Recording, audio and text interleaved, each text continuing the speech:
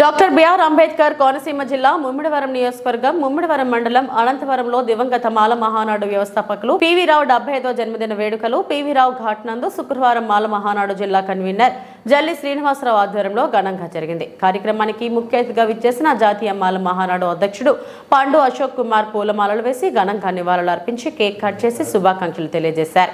ఈ సందర్భంగా ఆయన మీడియాతో మాట్లాడారు. ఇప్పుడు మోడీ గారు షా గారు ఈ రాజ్యాంగాన్ని మార్చను అని చెప్తున్నారు, కానీ అది నిజం కాదు.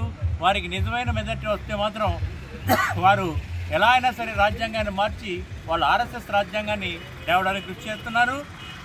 ఇప్పుడు ఆర్ఎస్ఎస్ రాజ్యాంగం వస్తే ఈ రిజర్వేషన్లు అనేవి ఉండవు.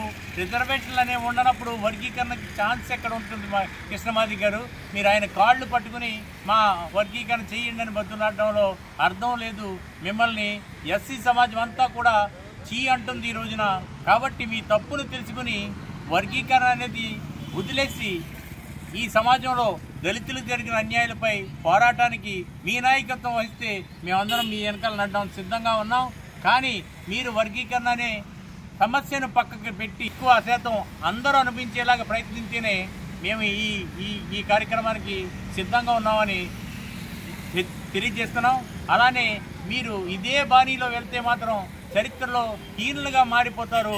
ఎస్సీలకు జరిగే నష్టానికి మీరే ముఖ్య కారకులుగా అవుతారని కూడా మంద కృష్ణమాది గారికి తెలియజేస్తున్నాం.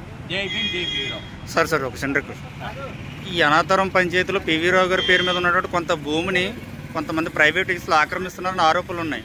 వాటి మీద చర్యలు ఏమైనా ఉన్నాయా? అసలు నిజమే కాదంటారు? ఎవరు ప్రైవేట్ వ్యక్తులు ఆక్రమించుకున్నది లేదండి. ఇక్కడ అనాథరంలో పెద్దలందరూ కూర్చునే అనాథరంకి రోడ్డుకి ఇటుపక్క కొంత భూమి మిగిలి ఉంది. ఆ భూమిని షాపులు కొన్ని కడితే రేపన్న రోజు పివి రావు ఘాట్ అయినా ఇంకోటైనా వర్గీకరణ ఒకటే సమస్య కాదు, అలాగే కార్పొరేషన్లో నిరుపయోగంగా పడుతున్నాయి. ఈ కృష్ణమాది గారు పబ్బం గడుపుకోవడమే తప్ప ఈ ఉపకులాలు ఏమైపోతున్నాయని అక్కర్లేదు. వర్గీకరణ గురించే దెబ్బలాడతాడు. మరి రాష్ట్రంలో దళితుల మీద అనేక దాడులు జరిగినాయి. గత ప్రభుత్వంలోనే జరిగినాయి, ఇప్పుడు ప్రభుత్వంలో జరిగినాయి. కానీ నిమ్మకి నీరెత్తినట్టు ఉన్నాడు అతను ప్యాకేజీల గురించే తప్ప మాట్లాడతాడు తప్ప దళితుల సమస్య మీద ఎప్పుడు పోరాడడం.